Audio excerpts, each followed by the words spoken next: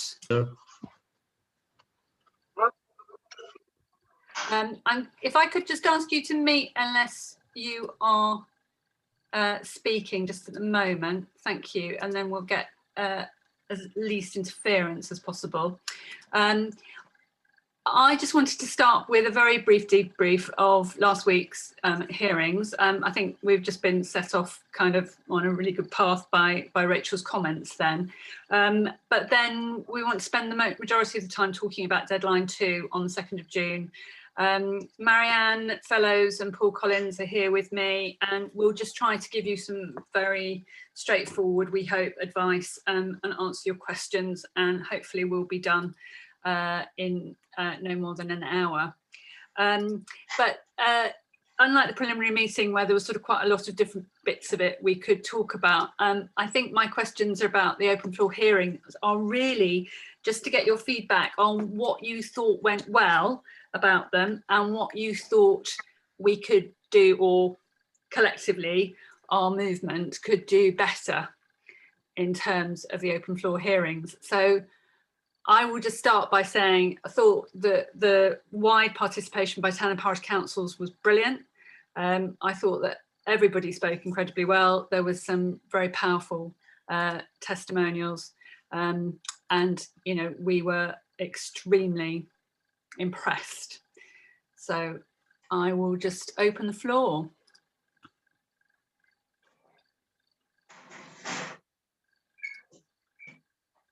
And I thought that it came across from quite a lot of people, and that EDF's lack of engagement was really pretty surprising, and there was a rather consistent theme. So I know at one point the Inspector Brock told EDF that they would expect some response to those accusations.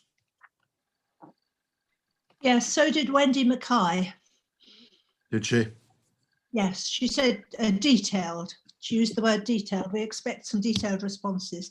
Absolutely. And I had the impression that EDF they couldn't say anything. They had to verbally remain neutral, but from their expressions, it was very obvious that they felt very much for us.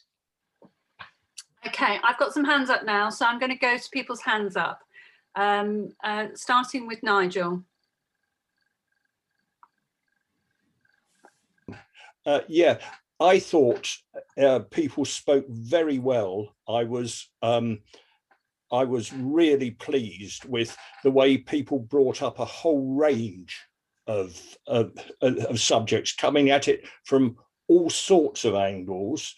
But one of the things, I don't know, having had a look through the detailed hearings, is, and it was mentioned by the last person, is the lack of engagement and the very poor consultation. Is there an opportunity to attack that, or is it all done for now?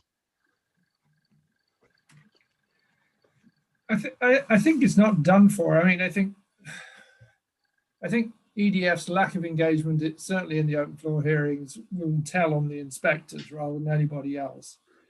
I think so many people anyway have been basically saying throughout consultations and everywhere else, lack of engagement, lack of listening, and just going on their own sort of march to wherever they wanted to be has been the way it's gone. So I'm not sure that we can say much more about it.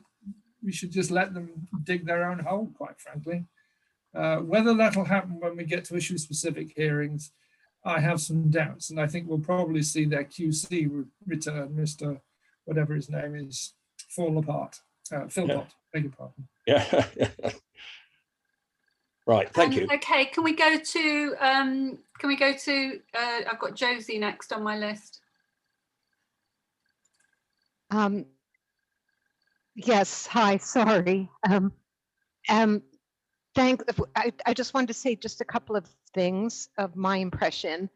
First of all, I would like to thank Paul and Alison. Again, every step of the way, I just hear in my head saying, thank God for Stop Sizewell C, because I would have had no idea at all how to approach those hearings if we had not been having all of these video conferences. So I first of all wanted to say that I can't tell you how much I feel that you all have helped us even up a little bit. So thank you for that. And thank you also for, I think, the kind of advice you gave, which was for people to speak from the heart, because I do believe, I agree. I thought when I got to the end of this, at least my session, I thought, okay, if there is any fairness in the world or God in the heaven, this would not be built. But at the same time, I took EDF's disengagement as a sign that they actually don't care about these hearings. And it seemed to me, it felt just like they've done the consultations. They know they have to do it, and they know that this is not where the decision is going to be made. So I found that a little bit frightening because I thought a firm like EDF knows how to get their stuff through, and they really don't seem to care when it's local voices. And I just wanted to say I was lucky because I was representing a council, so I had 15 minutes. And using all the good advice I got from all of you, I wrote my speech out. I practiced it 4 or 5 times. I timed it, so I knew I was at about 10.5 minutes, so I wasn't worried.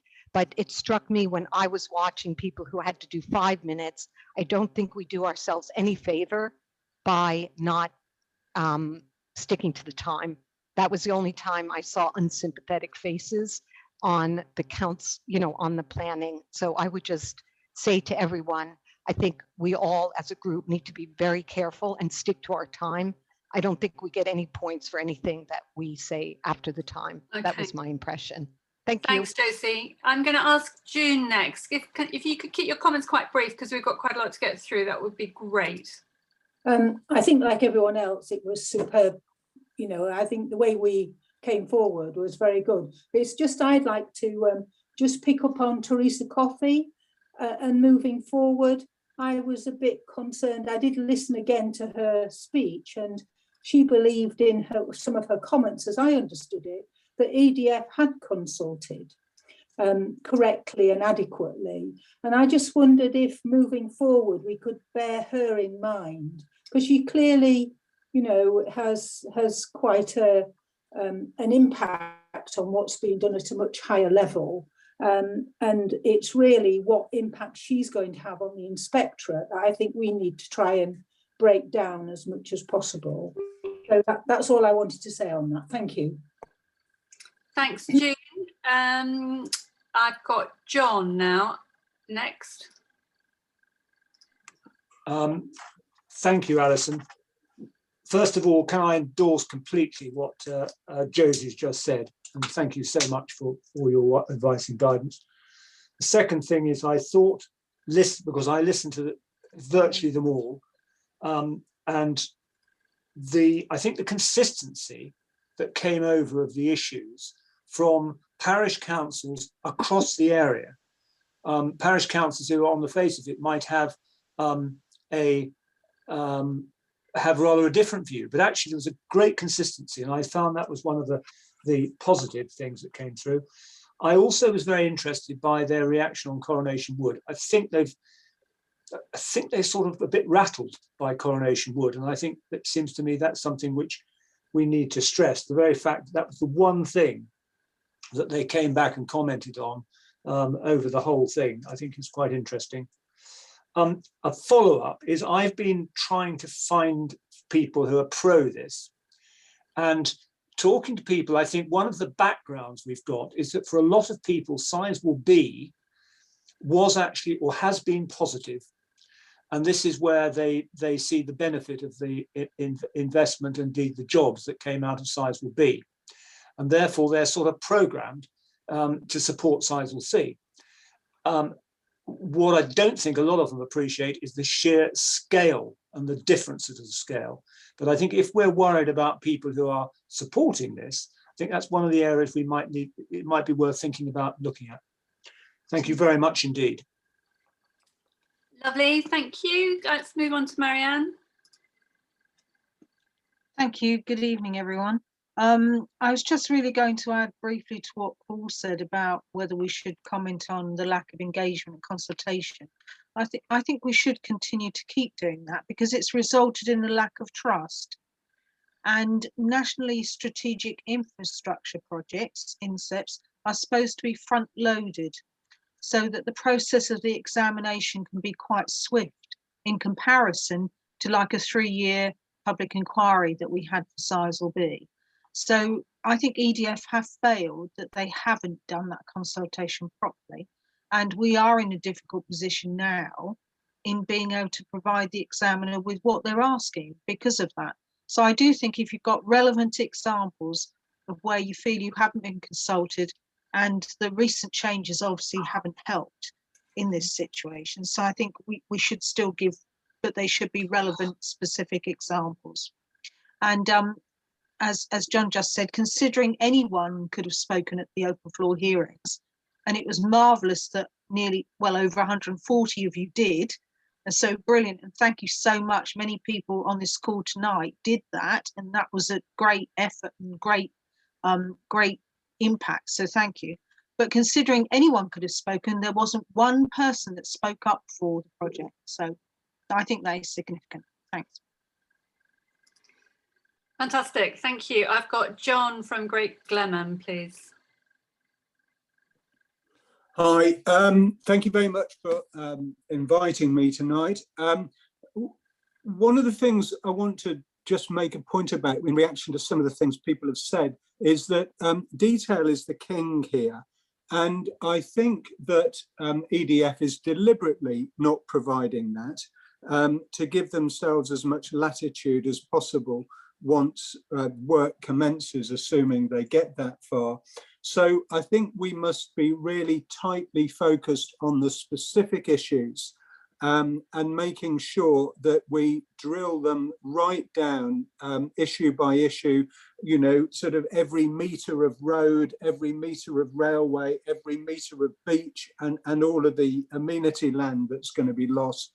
And treat this attritionally, because I got the feeling right from the beginning of engagement, which must be best part of 10 years ago now, that they haven't really changed. They've just been fairly flippant and fairly vague, and it's all been bread today, jam tomorrow, and we mustn't give up with this.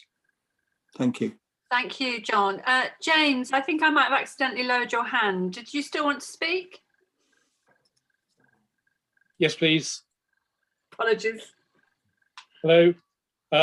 Yeah, it was just I thought everyone's contributions were excellent, and I think the way that we can tie them together is, I mean, it does come back a lot to what the actual function of the planning inspectorate is and their remit under planning law in terms of balancing what's said in the national policy statements about energy infrastructure projects and the considerations they have to take into.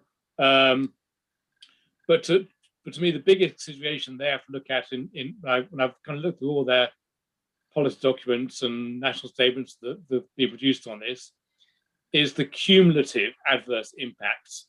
And that word cumulative is the one that really stuck out to me as the one that we can all use as a hook, because I think when you tie everybody, every single community concerns together, then you get a kind of picture of the cumulative impact.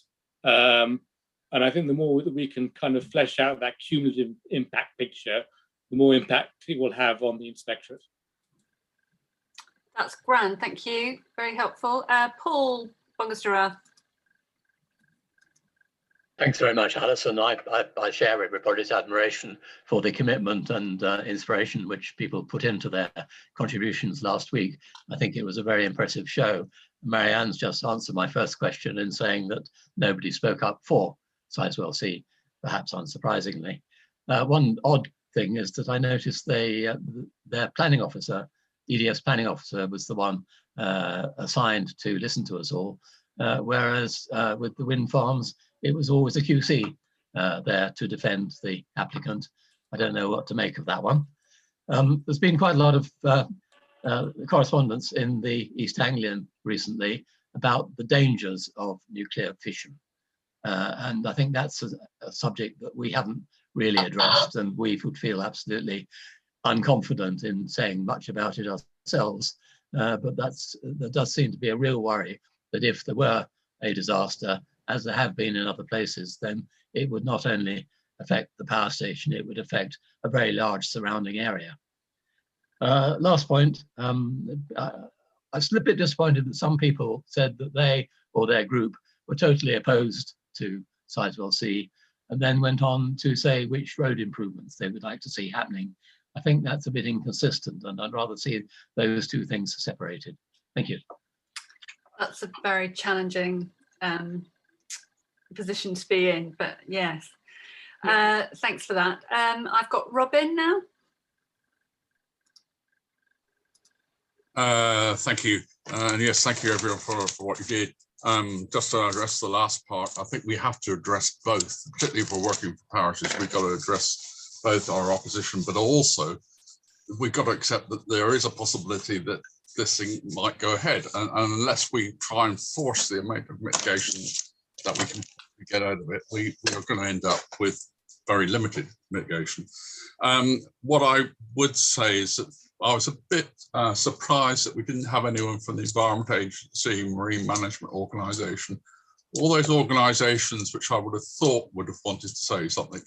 And perhaps we ought to be looking to cuddle up to them a little bit more, because they're not happy. They're definitely not happy. And one final thing, we covered the construction, we're covering long-term impact. The one thing I think we may be missing is the immediate post-construction impact of the sudden winding down of this project and the impact on the area of loss of employment, of suddenly lots of that's going to have a huge impact, and lack of lettings of properties. It's a big wind up, but the wind down is going to be quite impactful as well. Well, maybe bust, yes. We've got quite a lot more hands up, and I'm just slightly conscious we need to move on to talking about the main business. So I've got Mandy and Steve next, but if I could just check that everybody else has got a really critical point they need to share, because otherwise I'd quite like to move on quite soon. Right, hello, and thank you for allowing us to speak. I really do believe that we should oppose the SLR in its entirety and press back for the D2 or the W route. I think that's very, very important. And that's all I want to say. Thank you. Thank you for that very brief contribution. Christopher Lewis.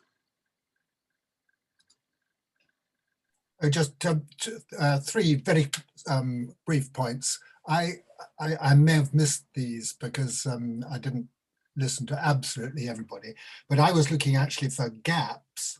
And I just would like to mention three things which seem to me were not done thoroughly enough. One is the exact, exactly what happened in Anglesey, and what the story was and what the detail was, and how the investigation went. That's the first thing.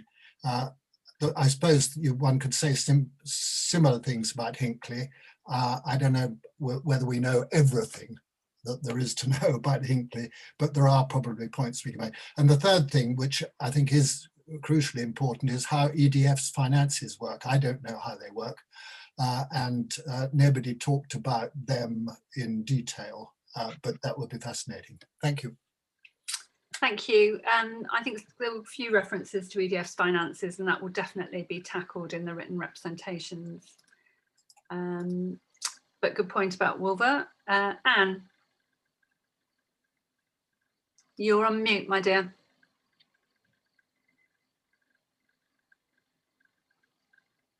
Right. Yes, congratulations to everybody on what they said. I'm just thinking of a bit further down the line, and I was so impressed by all the technical and scientific detail that came over with everybody's contributions. I wonder if we could actually make a physical book of everybody's presentations, particularly the really important, the crucial scientific information, and take it down and present it to Parliament and make a big thing of it, because I don't think these contributions should just be lost in in the ether of emails forever and a day. That's it, really. A lovely idea. Thank you. Chris. Yeah, just a quick one. I just thinking with Trey's coffee, I thought it was quite noticeable. She mentioned about legal challenges. So I sort of wonder if at government level they are a little bit concerned, given the sort of policy vacuum that there is with EN6 not being in place. And I just wanted to sort of agree with other people. I thought Coronation Wood made quite an impression, so it'd be good to keep that going, particularly as I think if you look at the alternatives argument, that they never really looked at alternatives to where to put those buildings. I know they said they did, but they didn't really. So I think that's something worth pushing. And I was pleased that they picked up on the marine environment side of things as well, because I think that's an area that could have easily been overlooked. So I'm hoping Mr. Brock, I think it was, that took an interest in that, but he will follow that up. Thank you. I'm going to take Alan, and then I'm going to say we're going to stop this part of the meeting. Yeah. Alison, thank you. Can I just pick up on one point? It's the point that Christopher Lewis just made about the decision down on Walfer. And it was certainly something that I made reference to in my representation. I mean, planning law is all about precedents, and I think we should be spending quite a bit of time looking at what the decision there and why the decision was made to reject it. My understanding is very much focused on environmental issues, and here at Sizewell, we've got even more sensitive issues with Minsmere right next door. So maybe that's something we do just need to look at in a little bit more detail. Thank you. I believe the RSPB is studying the Wolver recommendation in detail to draw out similarities.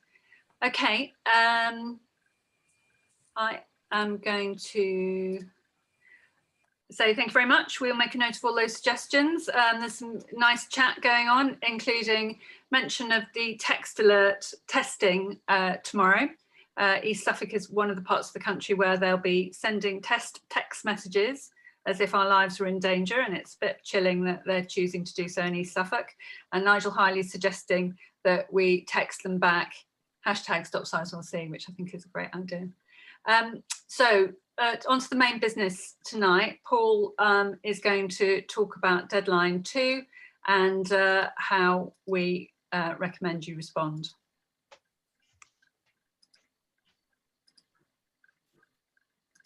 Just need to unmute. Okay, so if you did speak at the open floor hearings, as you probably know, and if you haven't done it already, PINS would like a written note of what you said, including anything else you want or did not have time to say. It's helpful if you can submit those separately, and we'll take a look at this submissions tab. I don't know whether Ali's got that on the screen at the moment or not, but we will show it at some point. There is a little tab underneath the main block as you go onto the website.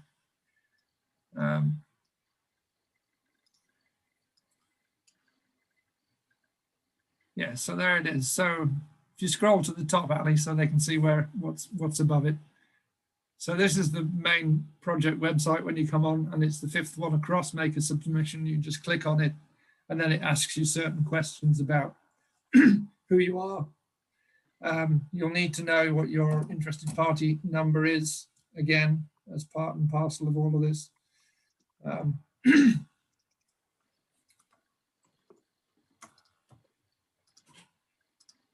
There's a place for your interested party number, and then you need to select which deadline you're going to answer to. So this one will be deadline 2. You can make a text representation, or you can make both. So if you've got uploaded files you want to do, or you want to put a little bit of text in before, you can do both.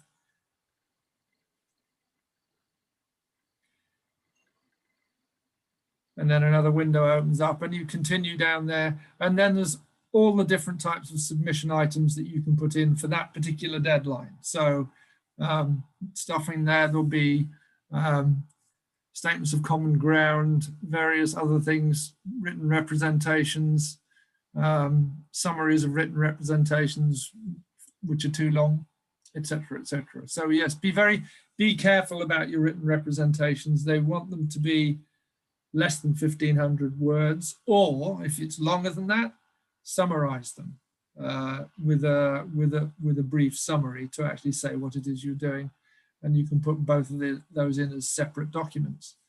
Or you could actually just put in the summary at the beginning of the document and put it in as a single written representation, but in the little text that you send with it, say the summary is at the beginning.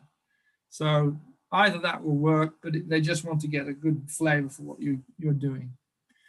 And away you go. It's fairly straightforward. If you want to add multiple files, it's all there. So please continue in that mode.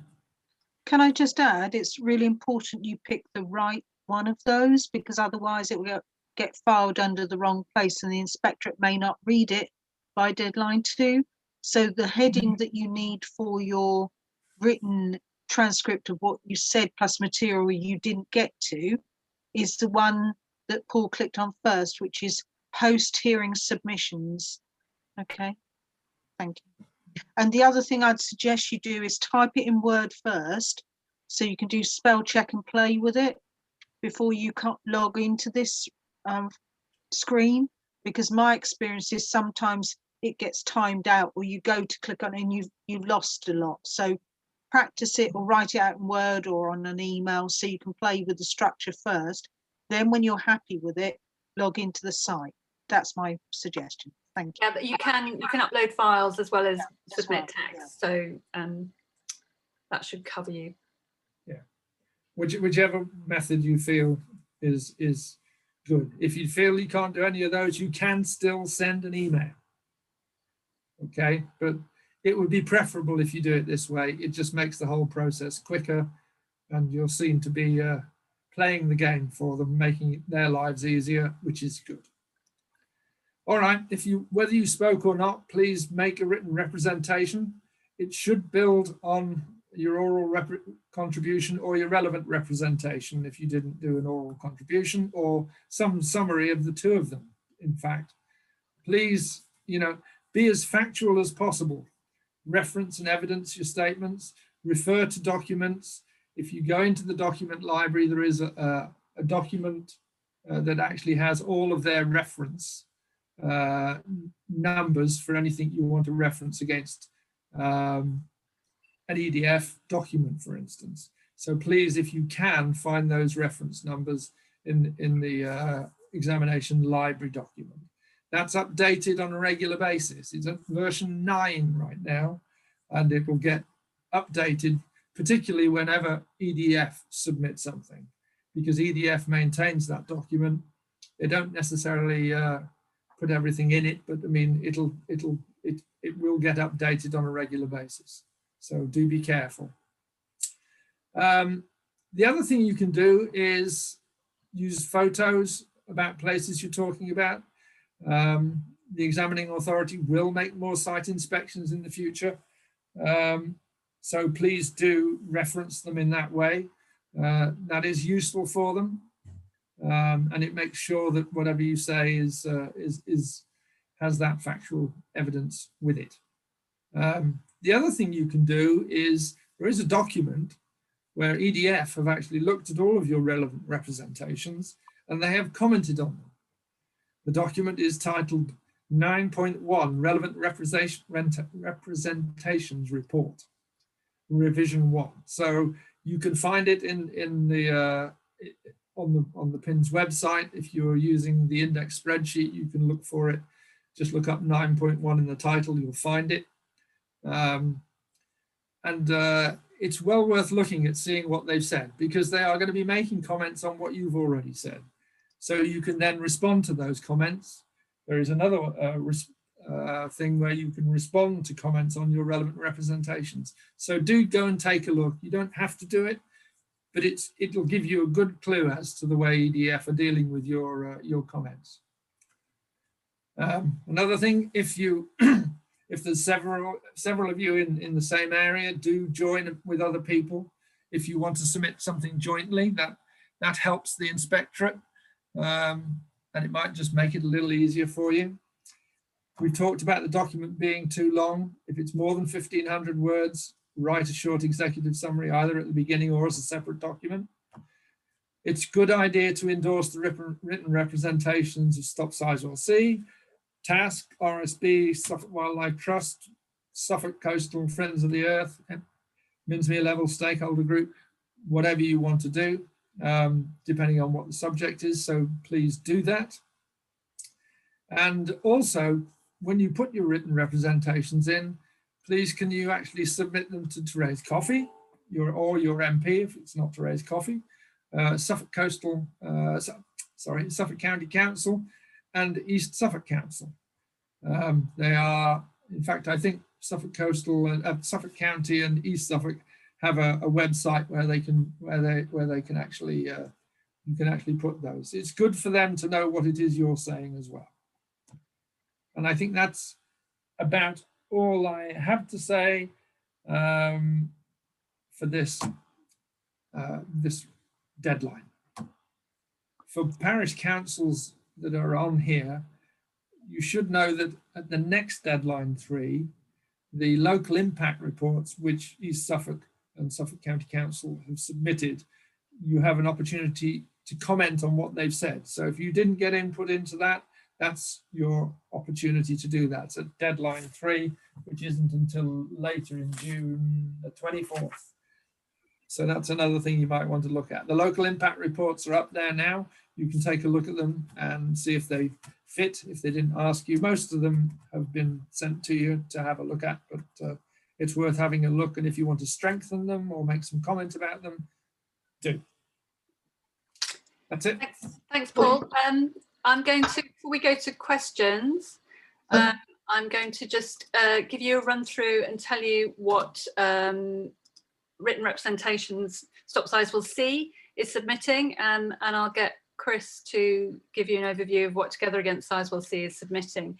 Now, we had intended to get these written representations ready so that we could publish them in advance of deadline 2, and so you would be able to see what we were saying. And I hugely apologise that we're not really going to be in a position to do that, just purely because of workload. But we are going to submit a relevant representation on policy and need, and that was really what I focused on in the Stop Sizewell C oral contribution to the open floor hearings. We have a report with an academic about financing, which we heard mentioned earlier as being important. We also have a report on EDF's carbon footprint. We have an expert critique of EDF's economic statement, so looking at jobs and economic impact. And you should know there's going to be a 2-page spread in the East Anglian Daily Times tomorrow, because EDF is putting out another report about the economic impact that the Hinckley project is having, and saying that this kind of impact will be replicated here, which we don't agree with. We will have an extensive report on community impacts, which is focused on Theberton and Eastbridge, because we are, after all, the Theberton and Eastbridge Action Group in our history. An expert critique of EDF's transport assessment, again looking at the more immediate area, and an expert critique of EDF's coastal processes and flood risk assessment. We're also considering putting in letters from influencers and rural business owners that we have published in the last year or so. Paul Dorfman is due to publish a report in the next week on nuclear installations and their location on coasts and the impact of climate change. So he said we can submit that, but hopefully he will publish by then. And we were also just today talking about possibly submitting the speech that was given by Richard Cattell from Hinckley when he came to Theberton Church about 18 months ago, which was very powerful, talking about the impacts down there. Chris, would you like to share what tasks written reps are? Yes, I think we're in pretty similar position to you insofar as we're way behind where we wanted to be. Policy and need we're looking at as well, and we're looking at it sort of specifically in looking at EN6 as to how sort of why it's out of date, and even if you did apply it now, things have changed so much, and the minister's written statement as to why they are guided by that. And we'll be touching on need, urgency and EUROPE. That document will also be supported by another representation which has looked at the government's DEFRA's 25-year plan for the environment. And we've linked that in sort of the 10 main aims to how Sizewell C fits in or doesn't fit in this case, to those 10 aims. We've also got a paper that's been prepared by someone else looking at an alternative 3.2 gigawatt production, which refers to Bayes' own modelling figures, so how that could be done without the need for Sizewell C or nuclear altogether. We're looking at, got a report on the ecological impacts on the marine environment in terms of the hundreds of millions of fish and fry that will be killed in the cooling water system. We've got basically a completed report on emergency planning, the health impacts of low-level radiation, nuclear waste, and we've got a report on rail transport in terms of looking at EDF's revised or late changes, and based on his many decades of experience on the railways, how he can't see that working at all. So, and there will be a covering sort of note on transport policy generally, but that's only going to be fairly brief, I think. We're also trying to look at the finance side of things as well in terms of EDF's financial position, but I can liaise with Alison on that. If you've got a report already, we might be able to drop that. I think that's about it for now. That is more than enough. I mean, it's just awe-inspiring how much work's going on. Before we open for questions, somebody said it would be good if we could have that in what Paul just said in writing. And I'm going to share screen again. I am in the process of updating our website. So I know that on our website, the third tab along is take part in the planning process. And it gives an overview of the timetable. And I've started to drop some notes in under submit relevant written representations, including links, which probably aren't working correctly yet, of where to find the make a submission tab, where to find EDF's EDF's document, which kind of responds to the issues raised in relevant representations. You won't find your name, you probably won't find your name in that document that Paul referenced, but you'll probably find the issues that you raised and what EDF thinks about it. So it is a good place to go and look in order to work out what you want to say in response. And right at the bottom, I just want to highlight this, in the absence of having our written representations to to sort of guide you, we have updated our 4-page briefing of what the key issues are.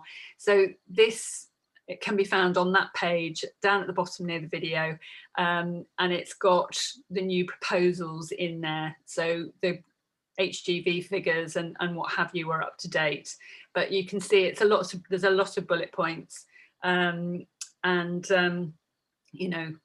hopefully in there you'll find some basic information to kind of help you. Edwina's asking, and Richard, yes, we will send this round by email as well tomorrow.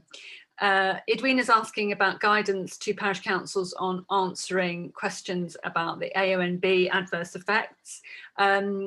Yes, we did get some feedback from the AONB partnership about that, which I will share with you tomorrow, Edwina. Apologies for not doing that sooner. So I would like to invite any questions, please. Marianne, did you have anything to add beforehand? It would be nice to hear what town and parish councils are planning to submit. But Marianne, if you had any comments or there were questions, we're happy to take those. I think the most important thing is anything that you raised in your oral submissions at open floor hearings, don't forget to put the evidence in. when you send your summary as well, because that will strengthen it. And they don't want just the document. Unfortunately, they want to know which page and paragraph you're referring to make it easy for them. So please try to do that. The other thing I'd say to everyone, please don't forget that you can also comment on how you feel about the virtual process, because we are hoping in the future that they may go to a hybrid or actually meetings in public.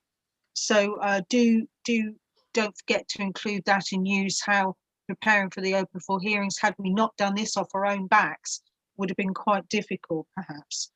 And last thing, I would like to ask any town or parish councils here, if they're interested in going to Hinkley Point C, there's a couple of options. The planning inspectorate would like to hear from anyone that feels that they do want to go at the same time as they do. Now, you can only observe and tag along. You can't actually use it as an opportunity to speak to the planning inspectorate, but you will at least hear exactly what they're being told by the applicant. And they're going on Tuesday, the 22nd of June in the morning and finishing early afternoon. Now, we understand that they're staying on in the area to do some unaccompanied stuff. And we think everyone should make sure that you ask them to see it at night. They've said that they're not going to speak to members of the community down there, but they'll just rely on written representation from anybody. So any contacts you have, if you do have evidence of what it was like at Hinkley, or if you visited yourself, I know Alan and Chris and a few others, Jenny, I think have gone down. So I think do include that as well. But if you don't want to go along with the planning inspectorate, there may be an opportunity that a few of us could, form a group and go down separately. So get in touch with me if you want to do that so we can talk about it. Thanks very much. Thank you. I have Richard Gray. Are you still there, Richard? Yeah. It was just a matter of principle, really. If you can hear me, I don't know. Yeah. Yes, we can. Yeah, matter of principle. There have been some excellent representations already made by a lot of people. And the question is, how valuable are written representations if they are covering the same ground as others have covered already? I mean, I'm very happy to do it, but I don't want to feel that all I'm going to get is the irritation of the planning inspectorate because they say, oh, for heaven's sake, we've had 15 times this same commentary. Marianne, did you want to answer? I think in terms of written representation, it doesn't matter how many times we echo the same thing. And it actually gives weight to the understanding. I think what they don't want is during the open floor hearings or the issue specific hearings, when the actual live time is very short, that they don't want things repeated. But certainly written representations, yes, by all means repeat and say you agree with others. But if you can add detail as well or add evidence as well, then that's even stronger. Thank you. Okay, I'm going to go to Josie. Josie, can you sit forward? Because when you sit back, we lose your face. Okay. Right. Sorry, Alison, I just wanted to ask a clarifying question. So at this deadline 2, we're supposed to put in a summary of what we said at the open floor hearings. We're supposed to respond to those 2 questions that they, if they named us, right, or a parish council. Is there something else that's supposed to happen at deadline 2? I'm sorry to be confused. Thank you. That's quite all right. And you should send the planning inspector at deadline 2 a copy of what you said in the open floor hearing in full. And we're saying you can embellish it. If there's anything you didn't have time to say or you wish you had said, the planning inspectorate are not to know what you intended to say. So, by all means add to it and strengthen it and embellish it. If you have the time and there is something you wanted to go into in more detail, then you can also submit a written representation. So yeah. The written version of what you said at the open floor hearing is one thing, and everybody who spoke should do that. And I know quite a few people have done it already. And then a written representation is a separate thing. Now, people may not have the resources to do both, but if there is a particular issue you want to go into in more depth, then we really strongly recommend you submit a written representation as well. Yeah, don't be afraid of repeating yourself. In fact, repeat yourself, because the more times they hear it, the more times they're going to listen to it.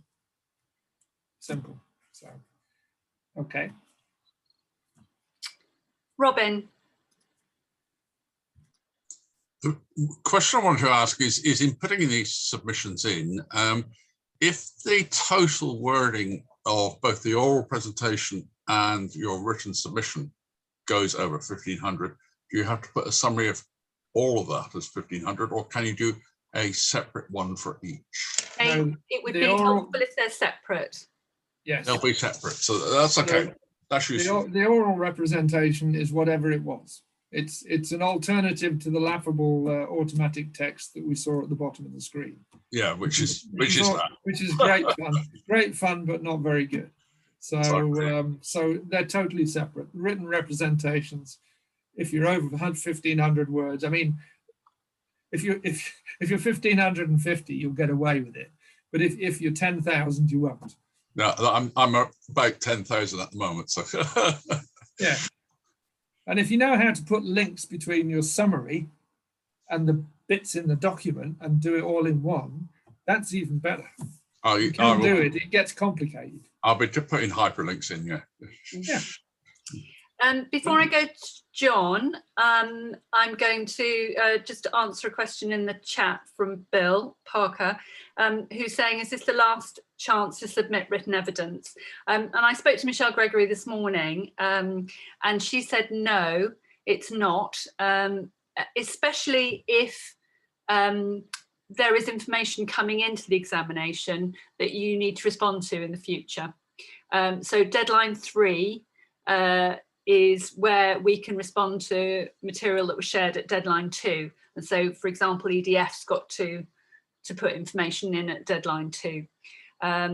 So, you know, you should try and put in something that covers everything you want to raise. So if you, for example, there's an issue you feel really strongly about and are going to want to participate in the open floor issue specific hearing about, you really, really must make sure you put something in at deadline 2 about that, because otherwise they'll say, oh, we didn't think you were interested. So don't wait, even if it's not the complete document that you would like, put in as much as you can, and then you can add to it at deadline 3. Yeah. Charles is asking, what's the deadline for written representations? It's 2nd of June. I'm going to go to John now. Thank you, Alison. Of the various topics that you've written down that you're going to cover in your submission, one thing I didn't see there is governance. Now, there was one of the people who gave evidence who started getting into the issue of governance, and they made reference to a number of things, but it was an awful lot. It was all in 5 minutes, and I didn't really pick very much on it. But reading between the lines, I think governance is an issue. I mean, the key thing is, how can we hold these people accountable? And I wonder, is anybody actually addressing the governance issue? Can I say this will come up when they have an issue specific hearing or hearing specifically about the draft DCO, Development Consent Order. So should it get approved, how it's managed, how things are mitigated, how compensation is paid, how traffic is managed and monitored and all that sort of thing, forms part of the draft Development Consent Order document itself. So that will happen later on in the process, but by all means start mentioning that as an area of concern.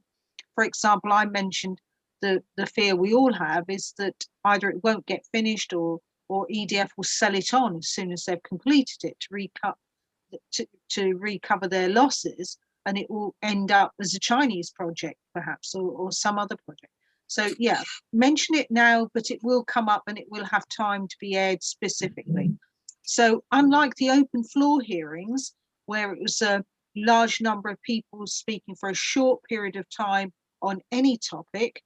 The issue-specific hearings is a day or a half day or a couple of hours on a particular topic, with mainly statutory consultees, but anyone else can ask to speak if they feel they have a contribution to make. But that's why Alison said, start sowing those seeds now. For example, Albury Town Council will definitely say it wants to speak on the issue-specific hearings about coastal management, but we will leave to our colleagues perhaps talking about the park and rides, although our residents and our visitors do pass those areas too. But you have perhaps stronger evidence on those. So, you know, start sowing those seeds now. Yeah, I'm going to go to Mark because he has something to say on governance, I feel sure. Yeah, thank you, Alison. Mark Goyder here, and governance and stewardship is certainly my mastermind special subject, and I did mention it in my 5 minutes. To me, I think the key issues, John, are first of all, this application might be compared to a speculative building application for planning permission when the builder has no intention of developing the site themselves, but they hope to make a capital gain out of it. I mean, that's the worst case. It seems to me that the quality of any commitment made by an applicant has to be judged in the context of whether that applicant is going to be the capable controlling mind in the governance context, or whether in fact they don't know who is going to be the capable controlling mind later on. And so I think the points that I would be looking to push would be, first of all, what is the intention? What are the alternative scenarios? And once we know those alternative scenarios, to actually interrogate each of them in terms of how realistic it is to believe promises that have been made. And there's a particular thing that will be in my submission, which is the study by a guy called, his name is almost Fleabag, Brent Fleabag from Side Business School, who talks about mega projects generally not fulfilling their promises and overrunning their budgets. So the case I think we're making is that when they overrun their budget and when control is lost to somebody else, what hope do we have of all the remedial measures promised being fulfilled? Mark, that's really helpful. It was you. Forgive me. It was you that triggered me on this and was thinking about. So I'm very grateful for that elaboration. I don't know if there's any way in which I could have direct contact with you, because I just like to explore. Are you John Walton, by the way? I'm John Sizewell. John Sizewell. Right. I will introduce you. Thank you. I will introduce you. No problem. Mark, thank you very much. David, David at Gordon, I saw you putting your hand up. Did you want to speak?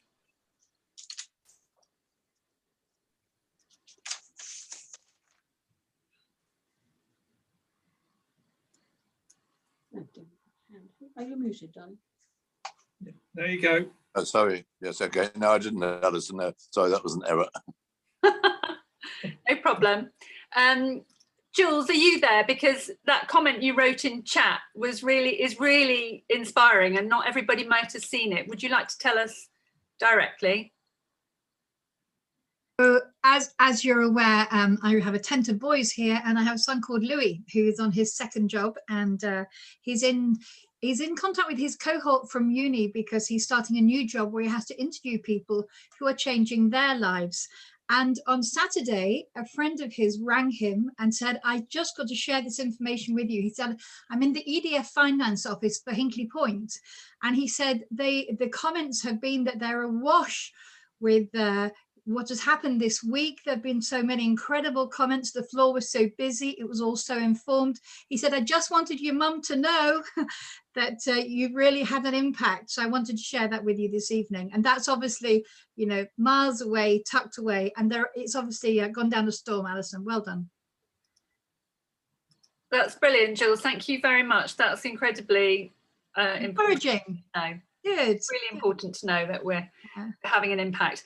Just to come back on governance, to be clear, the investors, the people who put the money in to build Sizewell C will be the owners, and EDF will probably get a contract to build and operate it, but they won't be the owners.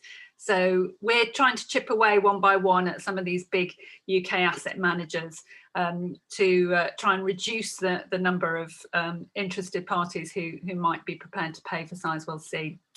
Are there any more questions? John, is your hand up from last time, or is it up again?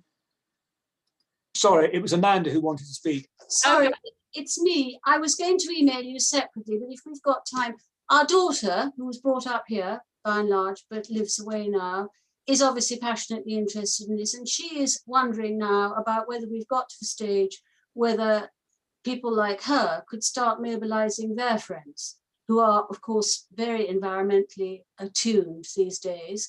And a lot of her friends are beginning, she lives in Cambridge at the moment, a lot of her friends are beginning to ask some quite pertinent questions. And I don't want to do anything without reference to you lot in case somehow one sort of treads on somebody's toes or messes up. So I was going to email, but that's the question I was going to ask.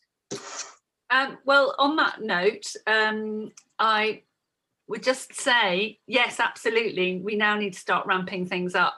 And our core message is that it's not too late to stop Sizewell C. And if you live within about a 10-mile radius of us, next week, one of these should pop through your letterbox, which is a concertina leaflet containing lots of reasons why Sizewell C is a bad idea. And the plan is to really ramp up our awareness raising and get as many more people involved as possible. So if you're, I think most of you are on our mailing list. If you're not, please join. But otherwise, watch this space because there will be more public activity coming soon. And that's... Can I add that the Love Minsmere campaign was terrific because it contacted people that don't live locally who appreciate the environment here, and I think that's the thing that we need to do is just keep going on about what we're going to lose and how it is loved across the whole of the UK. Thank you. Thank you. Quite right. Well, it's 7 o'clock on the dot, so unless anybody's got anything really burning to share, I'm going to suggest we call it a halt. And sorry, can I? Yes, go ahead, Regan. Yeah, there's several points I wanted to make that I thought might be useful. One is about the examination. I think the most impressive thing has been when people have asked them, the examiners, to do anything. I also thought the Councillor Andy Smith extensive report was extremely interesting because he led them down the garden path and basically said there is no room on freight. The other thing I want to report is that we've done a letter today about the new development that shows how sensitive EDF are about them claiming that nuclear waste is very low. That's the letter in the Anglian today. And if other people can contribute to that, that would be very, very good. It may not be printed, but that is a new issue. And that's really what I wanted to contribute, and hope that's useful. Thank you. But if it was that impressive, it should have been published a long time earlier. They're claiming suddenly they've produced it. They're claiming 40 times reduction in nuclear waste. It is extraordinary. Thank you. Thank you very much. Right, we'll watch out for that. Well, thank you. It was great to see so many. We had nearly 60 people at our peak, which is a fantastic turnout. So we're very grateful to you all for making the time. And we'll look forward to seeing you at one of these future events. We don't have one scheduled yet, but I'm sure we will do. We'll let you all know, and I'm sure we'll have one scheduled before the issue-specific hearings start. Thank you very much. Can I say how helpful your newsletters are, Alison? And I know they take a lot of time, but thank you very much. They're really helpful. Can you all tell PINs not to send things out on a Friday night, because that is their wont, and bang goes the weekend as we all wade through it and try to tell people what it means. Thanks so much for everything. Thank you. All right, take care, everybody. Thank you, Ali. Thanks. Thank you. Right, I've put a whole lot of things in here, so it's probably